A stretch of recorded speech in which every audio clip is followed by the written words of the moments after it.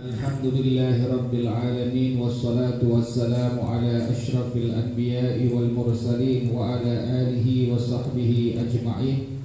Qala Syekhul Imamul Mu'allif rahimahullah wa adama an-naf'a bihi wa barakati ulumihi wa bikum fid dharain amin. Khana radiyallahu ta'ala ankum. Bismillahirrahmanirrahim.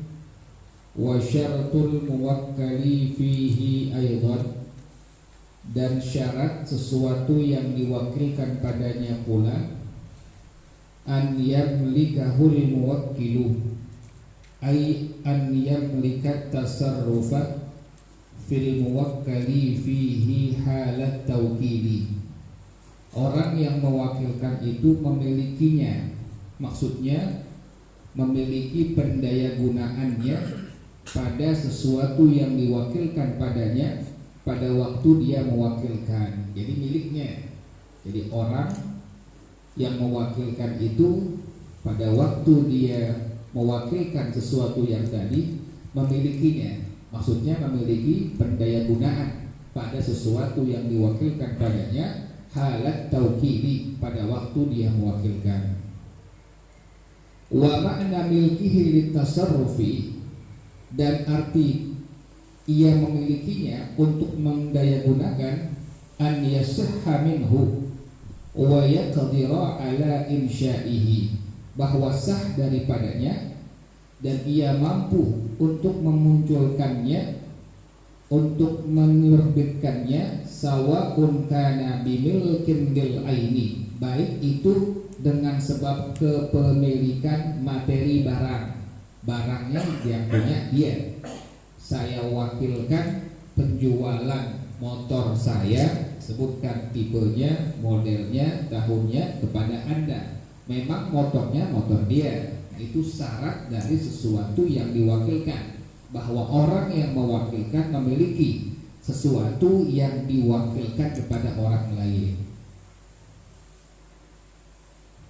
Aw wilayatin, atau kewalian, saya wakilkan perwalian nikah dari misalnya putri saya atau cucu saya kepada Anda. Memang anak perempuannya, memang cucu perempuannya. Nah, itu demikian. Itu yang dimaksud dengan kalimat wa syartul muwakkali fihi aidan an yamlikahu ay yamlikat tasarrufa fil muwakkali fihi halat tawkili.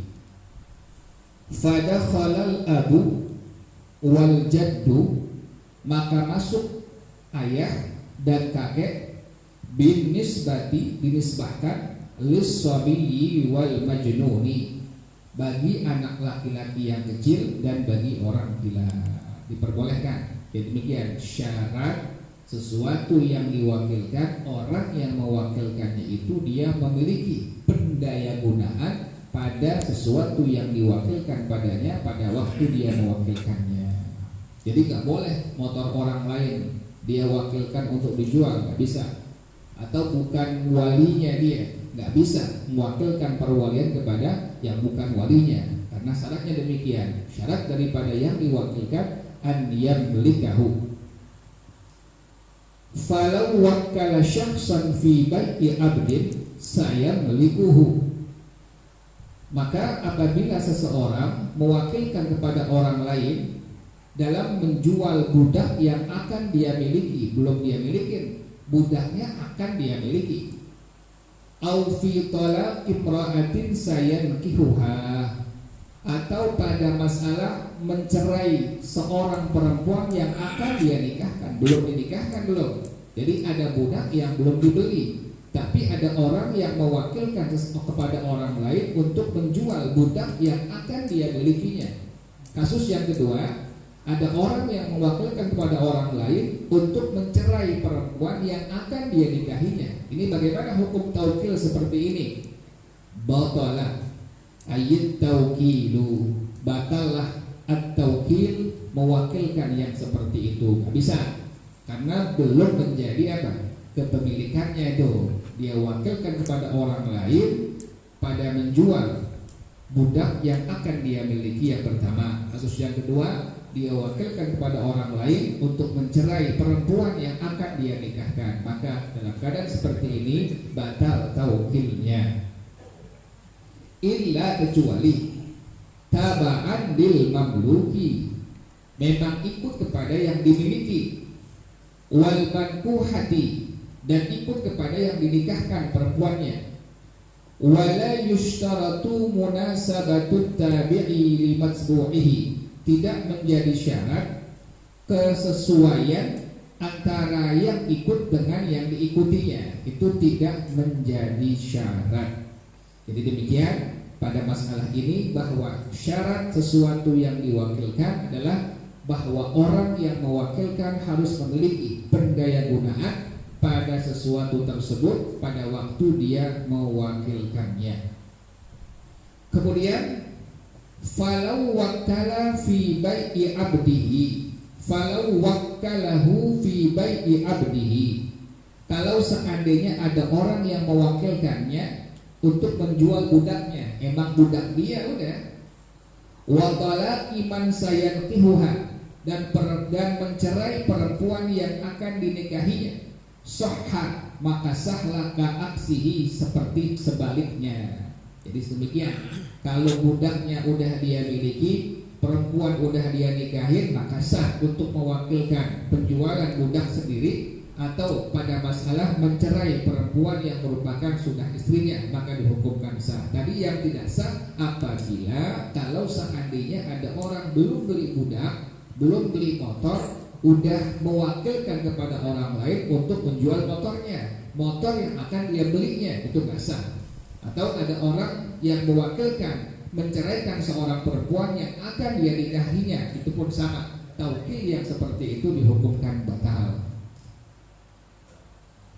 Wa syartuhu aidan an yakuna ma'luman, syaratnya pula pada masalah sesuatu yang diwakilkan padanya harus ma'luman, sudah diketahui, jelas. Walau biwajhin, sekalipun dengan satu cara, dengan satu jalan. Contohnya bagaimana?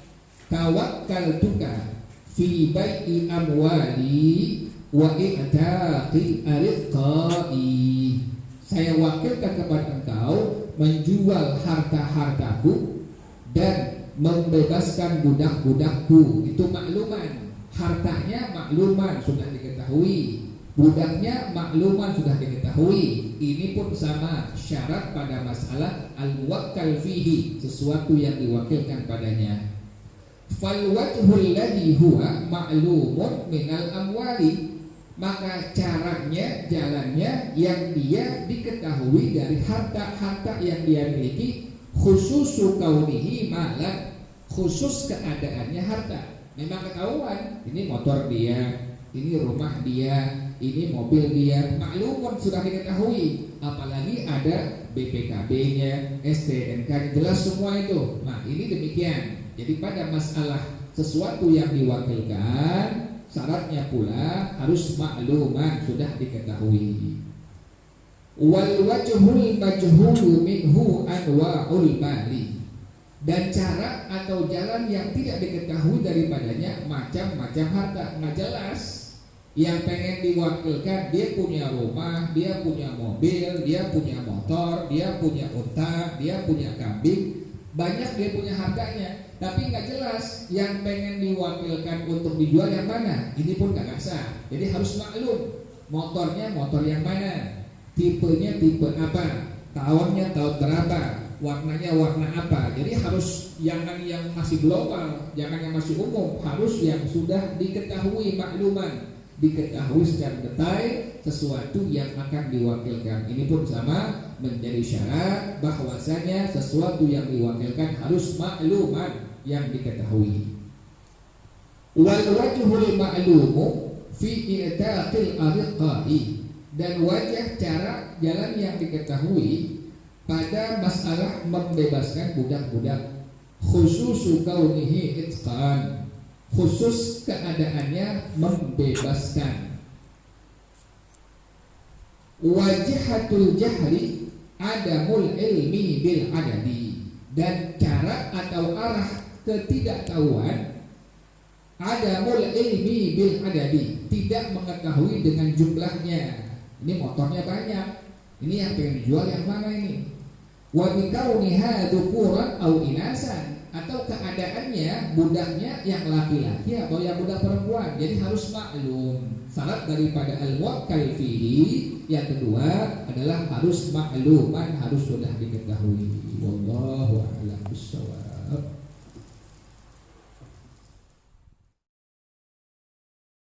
Alhamdulillahi rabbil alamin, wassalatu wassalamu ala asyrafil anbiya'i wal mursalin wa ala alihi wa sahbihi ajma'in. Qala syekhul imamul muallifu rahimahullah wa adaman naf'a bihi wa ibarakati ulumihi wa bikum fid daraini amin. Qala radiyallahu ta'ala ankum. Kemarin hukum sujud tilawah ikhtilaf para ulama. Al-Imam Abu Hanifah dan Ashabu Abi Hanifah, ulama-ulama yang bermadhab kepada Al-Imam Abu Hanifah, semua berpendapat bahwasanya sujud tilawah hukumnya wajib. Yang kedua, Imam Malik, Imam Asy-Syafi'i radhiyallahu anhuma berpendapat sujud tilawah hukumnya disunnahkan. Wahada, dan ini kemarin ya Sayyidina Umar ya, Umar bin Khattab radhiyallahu anhu pada waktu beliau membaca ayatus sajdah hari Jumat, beliau turun, kemudian beliau melakukan sujud tilawah diikuti oleh sahabat-sahabat yang lainnya. Jumat berikutnya beliau baca lagi ayatus sajdah, sahabat-sahabat sudah siap-siap untuk melakukan sujud tilawah, tapi malah beliau tidak melakukan sujud tilawah. Beliau katakan, ala ruslikum innallaha lam yaktubha alaina illa an nasya'a. Jadi yang diwajibkan jadi kata beliau, sesungguhnya sujud tilawah ini silahkan yang mau lakukan, yang tidak pun tidak apa-apa. Wahada, ini keterangan di atas, innama yahtaju bihi man yara qaulas sahabi idza lam yakun lahu mukhalifu hujjatin. Sesungguhnya berhujjah dengannya ulama yang berpendapat dengan pendapat para sahabat jika tidak ada baginya menyelisih daripada hujjah. Wa qad ihtajja ashabu Syafi'i fi dzalika, dan sungguh ashabu Syafi'i, kalau dibilang ashabu Syafi'i bukan teman-teman Imam Syafi'i, tapi ulama-ulama yang bermadhab kepada Imam Syafi'i. Wa qad ihtajja ashabu Syafi'i fi dzalika, dan sungguh ulama-ulama yang bermadhab kepada Al-Imam Syafi'i radhiyallahu anhu berhujjah pada hal tersebut. Hadits Zaid bin Thabit, hadis akhir sanad dari Sayyiduna Zaid bin Thabit radhiyallahu anhu annahu qala, bahwasanya beliau berkata, kuntu aqra'ul Qur'ana ala Rasulillah sallallahu alaihi wasallam. Aku dulu pernah membaca Al-Qur'an di hadapan Rasulullah sallallahu alaihi wasallam. Faqara'tu suratal haji, maka aku membaca suratul hajj. Falam yasjud, dan beliau Rasulullah tidak melakukan sujud tilawah. Walam nasjud, dan kami pun semua sahabat-sahabatnya tidak melakukan sujud tilawah. Ini dalil hujjah yang diambil oleh ashabus Syafi'i bahwasanya sujud tilawah hukumnya disunnahkan, bukan wajib. Wa kadzalika aidan, dan begitu pula yahtajju li haula'i, berhujjah untuk mereka itu, bima ruya anhu alaihi salatu wassalamu, dengan hadis yang diriwayatkan dari Rasulullah sallallahu alaihi wasallam, annahu lam yasjud fil mufassali, bahwasanya Rasulullah sallallahu alaihi wasallam beliau tidak melakukan sujud tilawah fil mufassal, pada ayat yang tidak panjang dan tidak pendek. Nanti insyaallah akan disebutkan nanti setelahnya itu yang disebut dengan al-mufassal.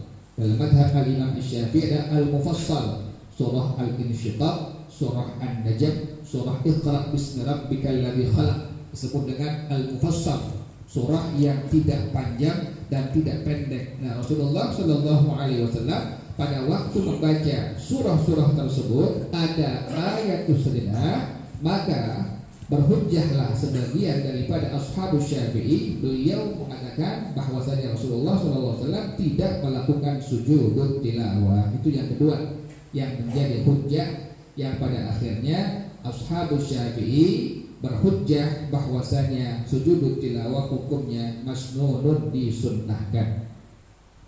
Wa bimaruya, dan dengan hadis yang diriwayatkan annahu sajada fiha, bahwasanya Rasulullah Shallallahu Alaihi Wasallam beliau melakukan sujud tilawah pada al-mufassal tadi, ayat yang tidak panjang tidak pendek. Li'anna wajhal jam'i baina dzalika, karena cara penggabungan hadis tadi, digabung itu hadis yang Nabi melakukan sujud tilawah fil mufassal dengan hadis yang Nabi tidak melakukan sujud tilawah pada al-mufassal, digabung semuanya, ya tadi akan menyebabkan an la yakuna sujudu wajiban, sujud adalah hukumnya tidak wajib. Ini pun sama dalil yang diambil hujjah oleh ashabus Syafi'i yang semua menyatakan bahwasanya sujud tilawah hukumnya sunnah bukan wajib.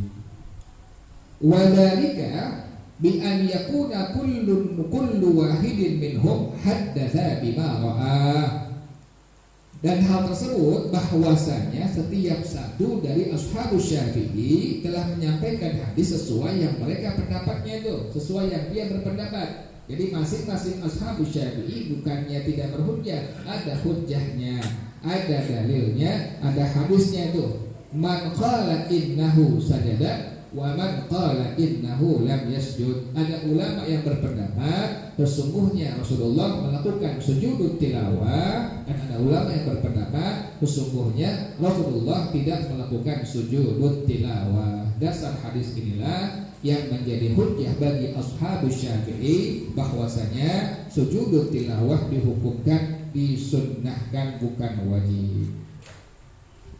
Sekarang bagaimana dengan pendapat dari Imam Abu Hanifah dengan ashabu Abi Hanifah yang berpendapat bahwasanya sujud tilawah hukumnya adalah wajib? Wa amma Abu Hanifah, adapun al-Imam Abu Hanifah radhiyallahu anhu, fatamassaka fi dzalika, beliau memegang pada hadis yang tersebut, bi annal aslah, dasarnya huwa hamlul awamiri 'alal wujubi. Pertama, menjelaskan perintah-perintah atas wajibnya. Dasarnya yang diambil sama hadisnya.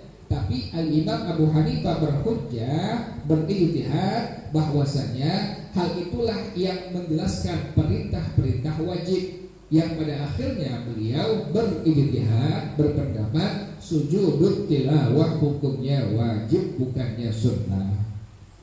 Awil akhbari allati tunzilu manzilatal awamiri, atau menjelaskan hadis-hadis yang menempati tempat perintah. Itu perintah. Kata Imam Abu Hanifah radhiyallahu anhu, dengan Rasulullah melakukan sujud tilawah, pertama menjelaskan perintah wajib, yang kedua itu adalah perintah yang dari Rasulullah Shallallahu Alaihi Wasallam. Dasar hadis itulah pun al-Imam Abu Hanifah dengan ashabu Abi Hanifah berpendapat bahwasanya sujud tilawah hukumnya adalah wajib. Wa qad qala Abul Ma'ali, sungguh berkata al-Imam Abul Ma'ali radhiyallahu anhu, inna ihtijaja Abi Hanifah bil awamiril waridati bis sujudi fi dzalika la ma'nan lahu. Ini ulama nih yang ngebantah. Yang seperti ini udah biasa ini. Jadi ulama dengan ulama saling berhujjah sudah biasa. Jadi bukan tidak ada, bukan. Ini sudah menjadi kebiasaan para ulama, kajian ilmiah seperti ini. Jadi dalam rangka adalah mereka semua para ulama mengkaji secara ilmiah. Jadi bukannya tidak ada, bukan. Memang demikian sudah terbiasa. Jadi al-Imam Abul Ma'ali radhiyallahu anhu beliau mengatakan, inna ihtijaja Abi Hanifah, sesungguhnya hujjah yang dikemukakan oleh al-Imam Abu Hanifah radhiyallahu anhu bil awamiril waridati bisujudi fidzalika, perintah-perintah yang datang untuk sujud pada waktu membaca ayat sajadah, la makna lahu, tidak ada artinya, tidak ada maknanya. Ini bukan nggak adab ini merupakan dalam rangka pengkajian secara ilmiah, bahtul matail, pengajian secara ilmiah ini diperbolehkan dan bukannya tidak adab dari Al-Imam Abul Ma'ali. Kenapa demikian? Fa inna ijabas sujudi mutlaqan laisa yaqtadi wujubahu muqayyadan wa huwa indal qiraati. Ini beliau nih kemukakan, dia punya alasannya.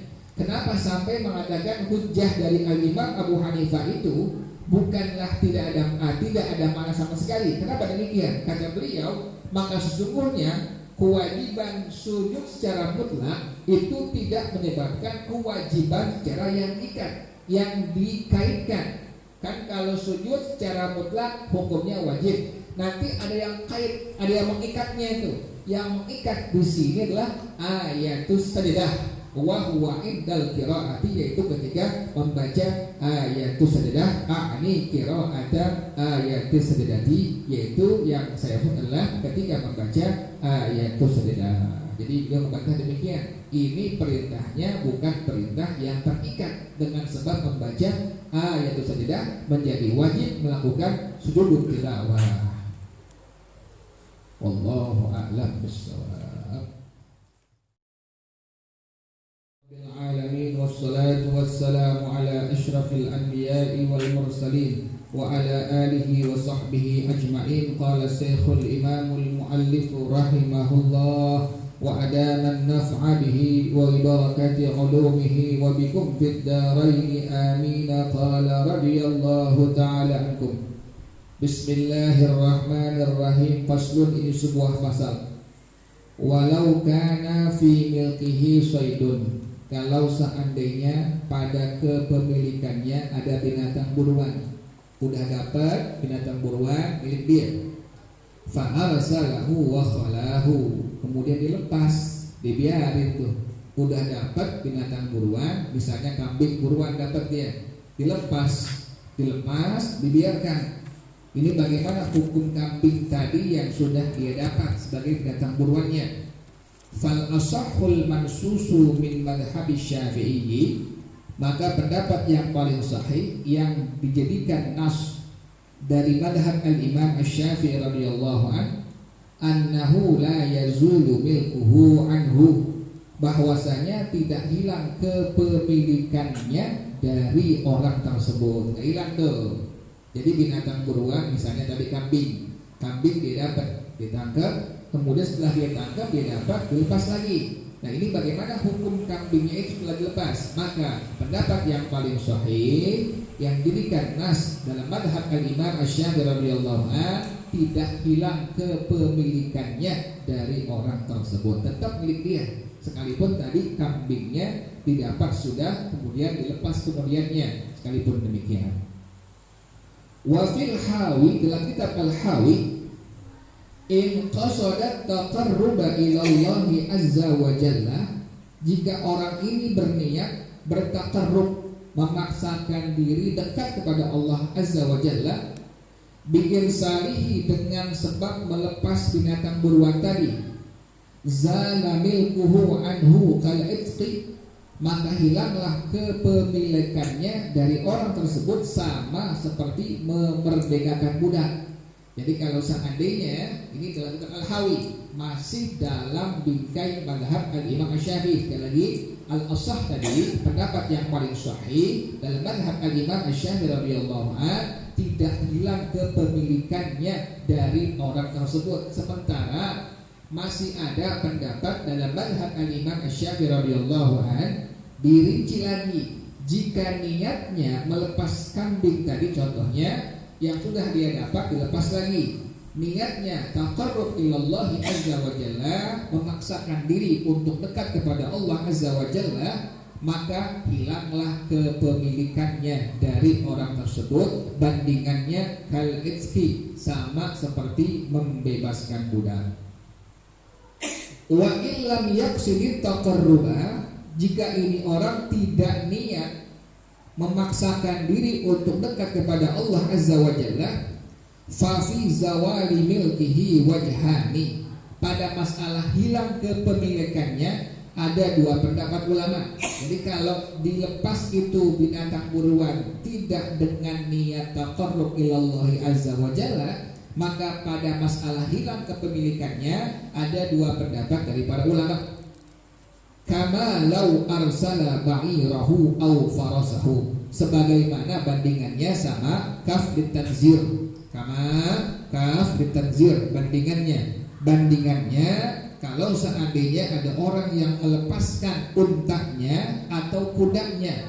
Wal asahhu, pendapat yang paling sahih, anna dzalika la yajuzu, bahwa hal tersebut dihukumkan tidak boleh, li'annahu yushbihu sawaibal jahiliyati, karena dia menyamai budak yang dibebaskan pada zaman jahiliyah. Wala yazulu milkuhu anhu, dan tidak hilang kepemilikan dari orang tersebut. Ini pendapat yang pertama.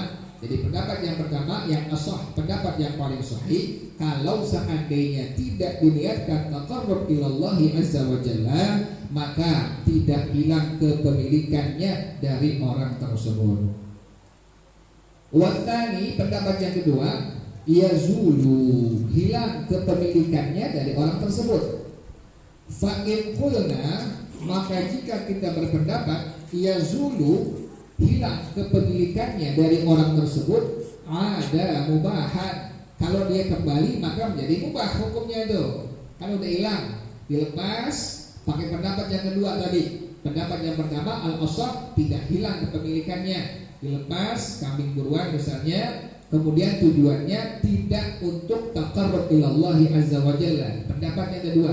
Pendapat yang pertama yang ashah, yang paling sahih, mengatakan tidak hilang kepemilikannya dari orang tersebut. Yang kedua, hilang kepemilikannya. Nah, kalau sudah hilang, ini kambing hutan misalnya balik lagi, maka menjadi ada mubahan, kembali dalam kondisi mubah.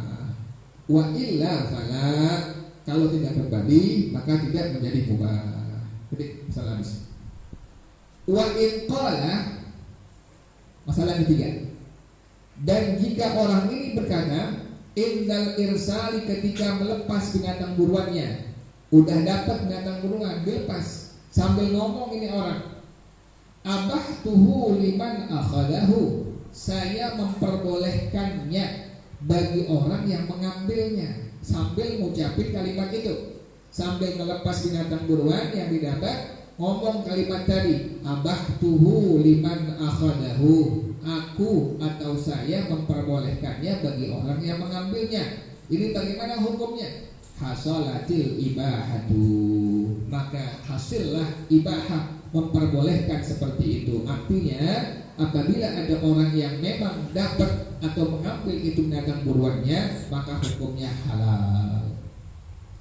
Wala dhamana ala man akalahu, dan tidak mengganti atas orang yang memakannya, karena tadi dari orang yang punya tadi udah bilang dengan kalimat itu, abahtuhu liman akhadahu. Ibah yang seperti ini hukumnya hasil diperbolehkan. Kemudian ada orang yang dapetin, diambil, dipotong, dimakan, maka tidak ada kewajiban untuk menggantinya ala man akalahu, atas orang yang memakannya. Lakin akan tetapi la yunfadu tasarrufuhu fihi, tidak diberlakukan pendayagunaan orang tersebut pada binatang buruan itu. Jadi nggak boleh dijual, dimakan boleh, tapi nggak boleh dijual. Jadi tasarrufnya nggak bisa, pendayagunaannya nggak bisa, dijual nggak boleh, kemudian dihibahin ke orang nggak boleh, nggak bisa semua itu. Yang diperbolehkan hanya memakannya saja bagi orang yang mendapatkannya. Wa in qulna, dan jika kita berpendapat bizawalil milki, hilang kepemilikan orang tersebut, fal asahhu fil rawdati, pendapat yang paling sahih dalam kitab ar-rawdah, halla istiyabuhu. Kan tadi kalau ada orang yang bilang dengan kalimat tadi udah dapat binatang buruannya, kemudian dilepas lagi sambil ngomong abahtuhu liman akhadahu. Nah ini bagaimana? Kalau sudah dianggap hilang kepemilikannya, maka pendapat yang paling sahih dalam kitab Ar-Rawdah, halal nggak untuk diburu itu binatang buruan yang sudah tadi dilepas lagi oleh orang yang mendapatkannya. Halna istiyaduhu liruju'ihi ilal ibahati, halallah diburu binatang buruan tadi yang sudah dapat oleh orang tadi, dilepas lagi, diucapkan dengan kalimat tersebut karena kembalinya kepada hukum al-ibahah, memperbolehkan. Jadi halal udah. Ada orang dapetin lagi tuh, habis didapat oleh si orang yang pertama dilepas lagi, sambil ngomong saya memperbolehkannya bagi orang yang mengambilnya. Ada orang yang kedua, dia buru itu binatang buruan yang tadi dia udah lepas, maka hukumnya halal lah perburuan tersebut. Wali alla yasira fi makna sawaibil jahiliyati, agar tidak menjadi pada makna budak yang dibebaskan pada fase zaman jahiliyah. Jadi biar lain, biar tidak sama dengan kerjaan-kerjaan orang jahiliyah, maka agama syariat mengaturnya. Titik, masalah habis. Masalah yang keempat, kasus yang keempat, walau sada ta'iran barriyan, kalau seandainya ada orang yang memburu burung yang nisbah kepada daratan. Ini burungnya yang terbangnya nggak tinggi-tinggi, suka menclok, suka mampir di daratan. Kan ada burung yang nggak pernah turun daratan. Ini burungnya burung yang sering mampirnya di daratan, disebut dengan ta'iran barriyan. Kalau seandainya ada orang yang memburu burung yang nisbah kepada daratan, contoh burung unta gitu begitu. Jadi burung-burung yang memang demikian, apalagi gitu. Pokoknya burung yang memang dia banyaknya hidup di daratan, disebut dengan ta'iran barriyan. Kalau seandainya ada orang yang memburu burung yang nisbah kepada daratan, wa ja'alahu fi burjihi, dan kemudian dia menjadikan burung tersebut fi burjihi, di sarangnya, dapat disangkarin terus dikandangin. Fatara ila burji ghairihi, kemudian ini burung terbang ke sarang sangkar punya orang lain, padahal udah masuk di sangkar yang tadi dia persiapin tuh. Ini burung liar, bukan burung yang punya, bukan burung-burung yang ada yang punya, bukan. Ini burungnya burung liar. Dia pasang perangkap, udah masuk di sarangnya, di punya sangkar yang dia punya, keluar lagi tuh burung, malah masuk ke sangkar perangkap dari punya orang lain. Ini bagaimana hukum kepemilikan dari orang yang pertama yang sudah tadi burung itu masuk dalam sarangnya atau sangkar orang tersebut. Lam yazul milkuhu, maka tidak hilang kepemilikan orang tersebut anhu, dari burung itu. Jadi masih burungnya masih punya dia itu. Dia ambil dari sangkar orang lain, hukumnya bukan ghasab, bukan mencuri, bukannya merampas, bukan. Hukumnya halal karena ini burung yang liar tadi awalnya sudah masuk di sarang atau sangkar yang dia punya. Wa qala Malikun, berkata Imam Malik radhiyallahu anhu, illam yakun qad anisa bi burjihi bituli mukti, jika ini burung tidak merasa nyaman dengan sarangnya, sangkarnya, dengan lama tinggalnya, soromilkan, maka jadilah kepemilikannya limanin taqala ila burjihi, bagi orang yang sudah berpindah kepada sangkarnya atau sarangnya. Pertama nemplok masuk di sangkar yang pertama, karena ini burung gak nyaman, dia keluar langsung pindah ke sangkar orang lain yang juga jebakan juga. Ini bagaimana hukumnya? Kata Imam Malik radhiyallahu anhu, sudah hilang kepemilikan dari orang yang pertama, udah milik orang yang kedua tadi. Fa in ada ila burjil awwali, kalau ini burung balik lagi ke sangkar yang pertama, ada ila milki, balik lagi ke milik orang yang pertama tadi, itu begitu. Jadi gimana enak itu burung tuh, dia balik lagi ke sangkar yang pertama, maka otomatis hilang kepemilikan dari orang yang kedua dan menjadi milik orang yang pertama lagi. Wallahu a'lamu bis-shawab. Allahumma inni istawda'tuka ma qara'tu wa ma sami'tu fardudhu ilayya 'inda أشهد أن لا إله إلا أنت أستغفرك وأتوب إليك. الحمد لله على نعم الله. الحمد لله lillah. Alhamdulillahi hamdan yuwafi ni'amahu wa yukafi'u mazidah. Walhamdulillahi rabbil alamin. Ya Rasulullah, salamun alaik ya rafi'a sya'ni wa daraji. Ya Rasulullah, salamun alaik ya rafi'a sya'ni wa daraji. Ya Rasulullah, salamun alaik ya rafi'a sya'ni wa daraji. Allahumma salli wa sallim wa barik alaihi